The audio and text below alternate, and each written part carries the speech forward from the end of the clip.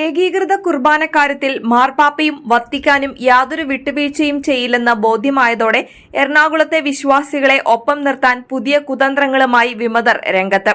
ഒളിഞ്ഞിരുന്ന വിമതർക്ക് ഒത്താശ ചെയ്യുന്ന എറണാകുളത്തെ ചില മെത്രാൻമാരാണ് ഏകീകൃത കുർബാനയിൽ വിട്ടുവീഴ്ച വേണമെന്ന കത്തുമായി മൽപ്പാൻ ഫാദർ മൈക്കിൾ കാരിമറ്റത്തെ രംഗത്തിറക്കിയതെന്നാണ് സൂചന. നുണകളും കുതന്ത്രങ്ങളുമായി കത്തോലിക്ക സഭയെ തകർക്കാൻ ഇറങ്ങിയ വിമതരുടെ ആവനാഴിയിലെ അസ്ത്രങ്ങളെല്ലാം തീർന്നതോടെയാണ് കാരിമറ്റം അച്ഛന്റെ രംഗപ്രവേശം. പ്രശസ്ത ബൈബിൾ പണ്ഡിതനായ മൈക്കിൾ കാരിമറ്റം അച്ഛൻ അഭിവന്ദ്യ പിതാക്കന്മാർക്ക് അയച്ച കത്ത് സതുദ്ദേശപരമെന്ന് ന്യായീകരിക്കുന്നുണ്ടെങ്കിലും ഇതിന് അച്ഛനെ രംഗത്തിറക്കിയതിന് പിന്നിലുള്ള പിതാക്കന്മാർ ആരാണ്? അതും സഭാ മേലധ്യക്ഷനും സ്ഥിരം സിനഡ് പിതാക്കന്മാരും കുർബാന തർക്കത്തിന് പരിഹാരം കാണാൻ മാർപ്പാപ്പയെയും വത്തിക്കാനിൽ വിവിധ കാര്യാലയ തലവന്മാരുമായി കൂടിക്കാഴ്ച നടത്തുന്നതിനിടെ അനവസരത്തിലുള്ളതാണ് കാരിമറ്റം അച്ഛന്റെ കത്തെന്ന് സഭയെ സ്നേഹിക്കുന്ന സാധാരണ വിശ്വാസിക്ക് പോലും മനസ്സിലാകും. കല്ലുവെച്ച നുണകൾ പ്രചരിപ്പിച്ച് സീറോ മലബാർ സഭ മുൻ മേജർ ആർച്ച് ബിഷപ്പ് കർദിനാൾ മാർ ജോർജ് ആലഞ്ചേരിയെ വേട്ടയാടിയ അതേ തന്ത്രത്തിന്റെ പുതിയ വേർഷനാണ് ഇപ്പോൾ വിമതരുടെ ആയുധം. മാരകമായ നുണപ്രചാരണത്തിലൂടെ സാധാരണക്കാരായ വിശ്വാസികളെ സഭയിലും മാർപ്പാപ്പയിലും നിന്നകറ്റി സ്വന്തം സാമ്രാജ്യമായ വ്യക്തിഗത സാത്താൻ സഭ കെട്ടിപ്പടുക്കാനുള്ള തന്ത്രമാണ് ഇപ്പോൾ വിമതർ പയറ്റുന്നതെന്നാണ് സൂചന. കത്തോലിക്ക സഭയെ തകർക്കാൻ ലോകമെങ്ങും ശ്രമിക്കുന്ന ചില നിക്ഷിപ്ത ബാഹ്യശക്തികളുടെ പിന്തുണയും സാമ്പത്തികവുമാണ് വിമത വൈദികർക്കും അൽമായർക്കും ശക്തി പകരുന്നതെന്ന സംശയം എങ്ങും ശക്തമായി കഴിഞ്ഞു. ഇതിന് അവർ പലരെയും ആയുധങ്ങളാക്കും. സത്യം തിരിച്ചറിയുമ്പോഴേക്കും അവർ ഊരാക്കുടുക്കിൽ പെട്ടിരിക്കും. വിമത സാത്താനിസത്തിന് മുൻപ് നേതൃത്വം നൽകിയ ചില മെത്രാൻമാരും വത്തിക്കാൻ നടപടി ഭയന്ന് പിന്മാറിയതോടെ ബദൽ സഭയുണ്ടാക്കാൻ ശ്രമിക്കുന്ന ഏതാനും വൈദികരും അൽമായരുമാണ് നുണപ്രചാരകരായി ഇപ്പോൾ രംഗത്തുള്ളത്. ഇവരുടെ ശൈലി എറണാകുളത്തെ ബഹുഭൂരിപക്ഷം വരുന്ന വിശ്വാസികളും സംശയത്തോടെയാണ് വീക്ഷിക്കുന്നത്. കൊച്ചു കൊച്ചു നുണകളെ പെരുന്നുണകളാക്കി 1000 പ്രാവശ്യം ആവർത്തിച്ച് പറഞ്ഞുകൊണ്ടിരുന്നാൽ അത് സത്യമായി പൊതുജനം വിശ്വസിച്ചുകൊള്ളും എന്ന തന്ത്രമായിരുന്നു ജർമ്മനിയിൽ അഡോൾഫ് ഹിറ്റ്ലറുടെ അക്രമ പ്രവൃത്തികളെ സാധൂകരിക്കുന്നതിന് അദ്ദേഹത്തിന്റെ ശിഷ്യനായിരുന്ന പോൾ ജോസഫ് ഗീബൽസ് പ്രയോഗിച്ചിരുന്നത്. കുടിലബുദ്ധിക്കാരനായ ഗീബൽസിന്റെ പിൻതലമുറക്കാരാണ് എറണാകുളം അങ്കമാലി അതിരൂപതയിലെ വിമത വിഭാഗം വൈദികരും അവരുടെ ആജ്ഞാനുവർത്തികളായ അൽമായരുമെന്ന് വിശ്വാസികൾ പറയുന്നു. ജീവിതത്തിൽ ചതിയന്മാരെക്കാൾ കൂടുതൽ സൂക്ഷിക്കേണ്ടതും അകറ്റി നിർത്തേണ്ടതും എപ്പോഴും നുണകളിൽ സാമ്രാജ്യം തീർക്കുന്ന ഇക്കൂട്ടരെയാണെന്ന് വിശ്വാസികൾ മുന്നറിയിപ്പ് നൽകുന്നു. ചതിയന്മാർക്ക് ഒരു തവണയെ നമ്മെ വേദനിപ്പിക്കാൻ കഴിയൂ. എന്നാൽ നുണയന്മാരാകട്ടെ ഓരോ തവണയും നുണകളിലൂടെ തെറ്റിദ്ധരിപ്പിക്കുകയും വഴിതെറ്റിക്കുകയും ഭിന്നിപ്പിക്കുകയും ചെയ്യും. ഇവർക്ക് നമ്മെ ആഴത്തിൽ മുറിവേൽപ്പിക്കാൻ സാധിക്കുമെന്നതാണ് യാഥാർത്ഥ്യം. സത്യം തിരിച്ചറിയുമ്പോഴേക്കും എലിപ്പത്തായത്തിൽ പെട്ട പോലെ സാത്താന്റെ കെണിയിൽ വീണിരിക്കും. വിമതർക്കൊപ്പം ചേർന്ന ബഹുഭൂരിപക്ഷം വൈദികരും അൽമായരും ഈ വിഷമവൃത്തിയിലാണ് ഇപ്പോൾ. കഴിഞ്ഞ കാലങ്ങളിൽ വിമതന്മാർ പറഞ്ഞുകൂട്ടിയ നുണകൾ എന്തൊക്കെയാണെന്ന് അറിഞ്ഞാലേ ഇവരുടെ ഗീബൽസിയൻ തന്ത്രത്തിന്റെ ചുരുൾ അഴിയൂ. ആദ്യമായി അതിരൂപത മെഡിക്കൽ കോളേജ് തുടങ്ങാനെടുത്ത തീരുമാനത്തെ വിമതർ വളച്ചൊടിച്ചത് എങ്ങനെയാണെന്ന് പരിശോധിക്കാം. അതിരൂപതയിലെ കാനോനിക സമിതികളായ കൂരിയ, ആലോചനാ സമിതി, ഫൈനാൻഷ്യൽ കൌൺസിൽ, വൈദിക സമിതി എന്നിവിടങ്ങളിലൊക്കെ ദീർഘമായ കൂടിയാലോചനകൾ നടത്തിയ ശേഷമാണ് അതിരൂപത മാനേജ്മെന്റിന്റെ കീഴിൽ ഒരു മെഡിക്കൽ കോളേജ് തുടങ്ങാൻ തീരുമാനമെടുത്തത്. ഈ ആശയം പ്രായോഗികമാക്കുന്നതിന് ഇൻഫ്രാസ്ട്രക്ചർ സജ്ജമാക്കുന്നതിന് എറണാകുളം മാർക്കറ്റ് റോഡിലുള്ള സൗത്ത് ഇന്ത്യൻ ബാങ്കിൽ നിന്ന് 58 കോടി രൂപ മുൻ സമിതികളുടെ തീരുമാനപ്രകാരം വായ്പയെടുത്ത് മറ്റൂരിൽ 23 ഏക്കർ സ്ഥലം വാങ്ങി. എന്നാൽ ചില സാങ്കേതിക കാരണങ്ങളാൽ പിന്നീട് ഈ മെഡിക്കൽ കോളേജ് പദ്ധതി അതിരൂപത ഉപേക്ഷിച്ചു. ഈ സാഹചര്യത്തിൽ വായ്പാ തുകയ്ക്ക് പ്രതിവർഷം 6 കോടി രൂപ പലിശ അടയ്ക്കേണ്ടതായി വരുന്ന അമിതഭാരം ഒഴിവാക്കുന്നതിനാണ് അതിരൂപതയ്ക്ക് തൃക്കാക്കരയിലും പരിസര പ്രദേശങ്ങളിലുമായി ഉണ്ടായിരുന്ന ചില ഭൂമികൾ വിറ്റ് വായ്പാ തുക തിരിച്ചടയ്ക്കുന്നതിന് കൂരിയ തീരുമാനമെടുത്തത്. Major arch bishop Mar Alencherry പിതാവും 2 സഹായ മെത്രാൻമാരും ഉൾപ്പെടുന്ന ഫൈനാൻഷ്യൽ കൌൺസിൽ യോഗത്തിലാണ് മുൻ സൂചിപ്പിച്ച 3 ഏക്കറോളം ഭൂമി വിൽക്കാൻ തീരുമാനിച്ചത്. അതിന്റെ വില നിശ്ചയിക്കുന്നതടക്കം വിൽപ്പനയുമായി ബന്ധപ്പെട്ട ഇടപാടുകൾ നടത്താൻ ഫൈനാൻസ് ഓഫീസറുടെ നേതൃത്വത്തിലുള്ള ഒരു സംഘത്തെ ചുമതല ഏൽപ്പിച്ചു. ഈ തീരുമാനമെടുത്തതിന്റെ അടുത്ത ദിവസം തന്നെ പ്രോട്ടോസ് ഇഞ്ചല്യൂസ് ആയിരുന്ന മാർ സെബാസ്റ്റ്യൻ എടയന്ത്രത്ത് പിതാവിന്റെ അധ്യക്ഷതയിൽ കൂരിയ യോഗം ചേർന്നിരുന്നു. ഫൈനാൻഷ്യൽ കൌൺസിലിന്റെ തീരുമാനത്തിന് അംഗീകാരം നൽകി ഫൈനാൻസ് ഓഫീസറെ ഔദ്യോഗികമായി ചുമതല ഏൽപ്പിക്കുകയും ചെയ്തു. പിന്നീടാണ് അദ്ദേഹത്തിന് വികാരി ജനറലായിരുന്ന സെബാസ്റ്റ്യൻ വടക്കുംപാടനച്ചന്റെ സേവനം ലഭ്യമാക്കിയത്.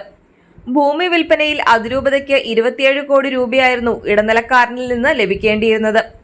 ഈ തുകയിൽ 13 കോടിയോളം രൂപ വിവിധ സമയങ്ങളിലായി അയാൾ ബാങ്കിൽ അടച്ചു. എന്നാൽ അവശേഷിച്ച 14 കോടി രൂപ ബാങ്കിലടച്ച് അതിരൂപതയ്ക്ക് ലഭ്യമാക്കുന്നതിൽ ഗുരുതരമായ വീഴ്ച വരുത്തി. ഈ വീഴ്ചയുടെ കാരണമായി ഇടനിലക്കാരൻ ചൂണ്ടിക്കാട്ടിയത് കേന്ദ്ര സർക്കാരിന്റെ നോട്ട് നിരോധന നയമായിരുന്നത്രേ. ഇതിനു പുറമെ സഹായമെത്രാൻ മാർ സെബാസ്റ്റ്യൻ എടയന്ത്രത്ത് കൂരിയ അംഗങ്ങൾക്കായി അയച്ച ഇമെയിൽ സന്ദേശത്തിലെ ധാരണ പ്രകാരം കോട്ടപ്പടിയിൽ 75 ഏക്കർ ഭൂമി വാങ്ങി തമിഴ്നാട് മുഖ്യമന്ത്രിയായിരുന്ന ജയലളിതയുടെ ചീഫ് സെക്രട്ടറിക്ക് കൈമാറുന്നതിന്റെ ഭാഗമായി 10 കോടി രൂപ ബാങ്കിൽ നിന്ന് വായ്പയെടുത്ത് ഇടനിലക്കാരൻ വഴി മുൻകൂറായി കൊടുത്തിരുന്നുവത്രേ. എന്നാൽ ചില പ്രത്യേക സാഹചര്യങ്ങളെ തുടർന്ന് ആ പദ്ധതി ഉപേക്ഷിക്കുകയും 25 ഏക്കറായി നിജപ്പെടുത്തുകയും ചെയ്തു. ഈ 10 കോടിയും മുൻപറഞ്ഞ 14 കോടിയും ഉൾപ്പെടെ 24 കോടി രൂപയുടെ പ്രശ്നം പരിഹരിക്കുന്നതിനായാണ് കോട്ടപ്പടിയിൽ 25 ഏക്കർ ഭൂമിയും ദേവികുളത്ത് 17 ഏക്കർ ഭൂമിയും ഗ്യാരണ്ടിയായി ഇടനിലക്കാരനിൽ നിന്ന് മുറപ്രകാരം അതിരൂപതയുടെ പേരിൽ തീരെഴുതി വാങ്ങിയത്.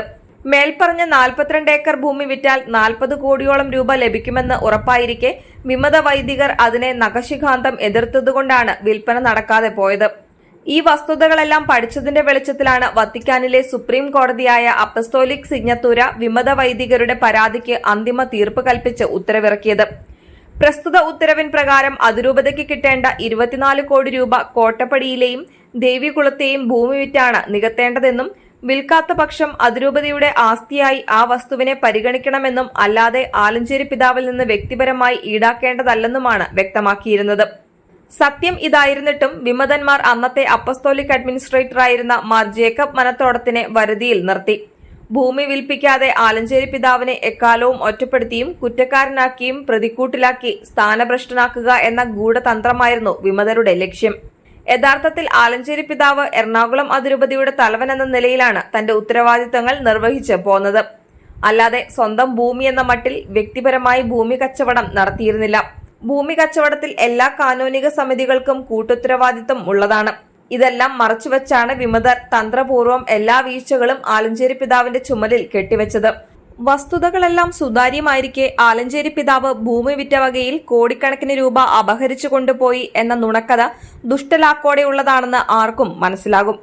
ഇതേക്കുറിച്ച് അന്വേഷിക്കാൻ ആലഞ്ചേരി പിതാവ് തന്നെ നിയോഗിച്ച പരാതിക്കാരനായ ഫാദർ ബെന്നി മാരാമ്പറമ്പിലിന്റെ നേതൃത്വത്തിലുള്ള കമ്മീഷൻ അംഗങ്ങൾ തന്നെ ഉന്നയിക്കപ്പെട്ട ആരോപണങ്ങളിൽ കഴമ്പില്ലെന്ന് കണ്ടെത്തിയിരുന്നു. ഭൂമി കച്ചവടത്തിൽ ആലഞ്ചേരി പിതാവ് വ്യക്തിപരമായി ഒരു നേട്ടവും ഉണ്ടാക്കിയിട്ടില്ല എന്ന നിഗമനത്തിൽ ഇവർ എത്തിച്ചേർന്നതുമാണ്. ആരോപണം ഉന്നയിച്ചവരുടെ ലക്ഷ്യം പാളിപ്പോയ സാഹചര്യത്തിലാണ് പിതാവിനെ എങ്ങനെയെങ്കിലും സ്ഥാനഭ്രഷ്ടനാക്കുക എന്ന ദുരുദ്ദേശത്തോടെ മാർ എടയന്ത്രത്തിന്റെ ആശീർവാദത്തോടെ വിമത വൈദികർ ആലഞ്ചേരി പിതാവിനെതിരെ വ്യാജരേഖ ഉണ്ടാക്കി കേസിലും കുടുക്കിലും ചെന്നുപെട്ടത്. ഇതിനിടയിലാണ് തൃക്കാക്കര കാർഡിനൽ നഗർ പള്ളി ഇടവകയിൽപ്പെട്ട ആലഞ്ചേരി എന്ന് വീട്ടുപേരുള്ള ഒരു കുടുംബത്തിന് പിതാവ് അതിരൂപതാ വക സ്ഥലം സൗജന്യമായി തീരെഴുതി കൊടുത്തുവെന്ന പെരുംനുണ പറഞ്ഞു പരത്തിയത്. എന്നാൽ ഇക്കാലത്ത് ആ പള്ളി വികാരിയായിരുന്ന വിമത നേതാവ് ഫാദർ ജോസ് വൈലിക്കോടത്ത് തന്നെ മേൽപ്പറഞ്ഞ ആരോപണം വസ്തുതാപരമല്ലെന്ന് മാധ്യമങ്ങളിലൂടെ വെളിപ്പെടുത്തിയിരുന്നു. ഉന്നയിക്കുന്ന ആരോപണങ്ങളെല്ലാം ഒന്നൊന്നായി പൊളിഞ്ഞെടുങ്ങുന്നതിൽ നിരാശ പൂണ്ടാണ് വ്യാജരേഖ വ്യാജമല്ലെന്ന് സ്ഥാപിച്ചെടുക്കുവാൻ അന്നത്തെ അപ്പസ്തോലിക് അഡ്മിനിസ്ട്രേറ്ററായിരുന്ന മാർ ജേക്കബ് മനത്തോടത്ത് പിതാവിനെ കൊണ്ട് അരമനയ്ക്കുള്ളിൽ വെച്ച് പത്രസമ്മേളനം വിളിച്ചുകൂട്ടി വ്യാജരേഖ ഒറിജിനലാണെന്ന് പരസ്യമായി നുണ പറയിപ്പിച്ചത്. ഈ നടപടിയിൽ വത്തിക്കാൻ കടുത്ത നീരസം പ്രകടിപ്പിക്കുകയും അദ്ദേഹത്തെ റോമിലേക്ക് വിളിച്ചു വരുത്തി രാജിക്കത്ത് എഴുതി വാങ്ങി പാലക്കാട് രൂപതയിലേക്ക് മടക്കി അയക്കുകയുമാണ് ഉണ്ടായത്. മടങ്ങിയെത്തിയ പിതാവിനോട് പാലക്കാട്ടെ വൈദികർ വിവരം ആരാഞ്ഞപ്പോൾ എറണാകുളത്തെ വിമത വൈദികർ തന്നെ കുഴിയിൽ ചാടിച്ചതാണെന്ന സത്യം അദ്ദേഹം തുറന്നു പറഞ്ഞു. അതോടെ ആ നുണയും പൊളിഞ്ഞു. ഇപ്പോൾ വ്യാജരേഖ കേസിന്റെ ഊരാക്കുടുക്കിൽ നിന്ന് രക്ഷപ്പെടാൻ വിമത വൈദികരടക്കം 18 അടവും പയറ്റിക്കൊണ്ടിരിക്കുകയാണ്. ഈ തന്ത്രം പാളിയതോടെ ആരാധനാക്രമവുമായി ബന്ധപ്പെട്ട് തർക്കം ആളിക്കത്തിക്കാനായി അടുത്ത ശ്രമം. സീറോ മലബാർ സഭയുടെ സമ്പൂർണ്ണ സിനഡ് അംഗീകരിച്ചതും മാർപ്പാപ്പ നടപ്പിലാക്കാൻ ആഹ്വാനം ചെയ്തതുമായ പുതിയ കുർബാനക്രമം നടപ്പിലാക്കിയാൽ പിന്നീട് നൊവേന, കുരിശിന്റെ വഴി, ആരാധന തുടങ്ങിയ ഭക്തകൃത്യങ്ങൾ നിരോധിക്കുമെന്നും പറഞ്ഞ് സാധാരണ വിശ്വാസികളെ നുണ പറഞ്ഞ് തെറ്റിദ്ധരിപ്പിച്ച് അവരെ സിനഡിനെതിരാക്കി മാറ്റിയതാണ് വിമത വൈദികരുടെ മറ്റൊരു പാതകം. മദ്ബഹ കർട്ടനിട്ട് മറയ്ക്കുമെന്നും ഇവർ പറഞ്ഞു പരത്തി. ഇതിനെതിരെ മാർ ആൻഡ്രൂസ് താഴത്ത് പിതാവ് പുറപ്പെടുവിച്ച സർക്കുലർ വ്യാപകമായി പ്രചരിച്ചതോടെ ആ നുണക്കഥയും തകർന്നു. മാർപ്പാപ്പയെ തെറ്റിദ്ധരിപ്പിച്ചതിനാലാണ് പുതിയ കുർബാനക്രമം നടപ്പാക്കണമെന്ന് ആവശ്യപ്പെട്ട് അദ്ദേഹം 3 പ്രാവശ്യം കത്തെഴുതിയതെന്ന് വിശ്വാസികളെ നുണയിൽ കുരുക്കി പ്രകോപിപ്പിക്കാനായിരുന്നു അടുത്ത തന്ത്രം. ഒടുവിൽ മാർപ്പാപ്പ വീഡിയോ സന്ദേശം വഴി നടത്തിയ അഭ്യർത്ഥന ആർട്ടിഫിഷ്യൽ ഇന്റലിജൻസ് സാങ്കേതിക സഹായത്തോടെ കൃത്രിമമായി ഉണ്ടാക്കിയതാണെന്നായി ആക്ഷേപം. ഇതിനും പുറമെ അതിരൂപതയിലാകമാനം ശാസ്ത്രീയമായി നടത്തിയ സർവേ പ്രകാരം വിശ്വാസികളിൽ 94% പേരും സഭയോടൊപ്പമാണെന്ന് വ്യക്തമായിരിക്കെ ആകെയുള്ള 5 ലക്ഷം വിശ്വാസികളും തങ്ങൾക്കൊപ്പമെന്ന് സമൂഹ മാധ്യമങ്ങളിലൂടെ പറഞ്ഞു പരത്തി. ഇതിന് അതിരൂപതയുടെ മാധ്യമങ്ങളും ആയുധമാക്കി. വിമത വൈദികരുടെ കടുത്ത നുണപ്രചാരണങ്ങളും പരസ്യ വെല്ലുവിളികളും അവകാശവാദവും വത്തിക്കാനെയും കടുത്ത നടപടിയിലേക്ക് നീങ്ങാൻ പ്രേരിപ്പിച്ചു. ജസ്റ്റിസ് കുര്യൻ ജോസഫും സംഘവും കഴിഞ്ഞയാഴ്ച മാർപ്പാപ്പയുമായി നടത്തിയ കൂടിക്കാഴ്ചയിൽ ജനാഭിമുഖ കുർബാനയ്ക്ക് വേണ്ടിയുള്ള നിവേദനം മറ്റും അദ്ദേഹം മാർപ്പാപ്പയ്ക്ക് സമർപ്പിച്ചു എന്നായിരുന്നു വിമതരുടെ അവകാശവാദം. ഇത് ശുദ്ധ അസംബന്ധവും കളവുമാണെന്ന കാര്യം ഇതിനകം ഏവർക്കും മനസ്സിലായി കഴിഞ്ഞു. മുൻ നയതന്ത്ര പ്രതിനിധി എന്ന നിലയിലാണ് KC ഫബിയാന്റെ നേതൃത്വത്തിലുള്ള സംഘത്തിന് മാർപ്പാപ്പയെ സന്ദർശിക്കാൻ അനുമതി ലഭിച്ചത്. ഇത് വെറും സൗഹൃദ കൂടിക്കാഴ്ച മാത്രമായിരുന്നു എന്നതാണ് വസ്തുത. സമൂഹത്തിലെ ഉത്തരവാദിത്തപ്പെട്ട വ്യക്തികൾ എന്ന നിലയിൽ കത്തോലിക്ക സഭയോടും സീറോ മലബാർ സഭാ സിനഡിന്റെ തീരുമാനങ്ങളോടും വിധേയപ്പെട്ടും യോജിച്ചും അനുസരിച്ചും ജീവിക്കാൻ വിമത വൈദികരോടും അൽമായരോടും നിങ്ങൾ ഉദ്ബോധിപ്പിക്കാനാണ് മാർപ്പാപ്പ ഇവരോട് ആവശ്യപ്പെട്ടതെന്നാണ് അറിയാൻ കഴിഞ്ഞത്. അവർ കൊണ്ടുപോയ നിവേദനവും മറ്റും പൗരസ്ത്യ തിരുസംഘ ഓഫീസിൽ സമർപ്പിച്ചിരിക്കാൻ സാധ്യതയുണ്ട്. ഈ സന്ദർശനത്തോടെ വിമതർ കെട്ടിപ്പൊക്കിയ എല്ലാ നുണക്കഥകളും എട്ടുനിലയിൽ പൊട്ടിച്ചിതറി നിലംപരിശായിരിക്കുകയാണ്. ഒപ്പം തങ്ങൾക്കെതിരെ നടപടി വരുമെന്ന് വിമത വൈദികരും തിരിച്ചറിഞ്ഞു കഴിഞ്ഞു. ഇത് പ്രതിരോധിക്കാനുള്ള നുണകൾ കണ്ടെത്താനുള്ള തിരക്കിലാണ് ഇപ്പോൾ വിമത നേതൃത്വം.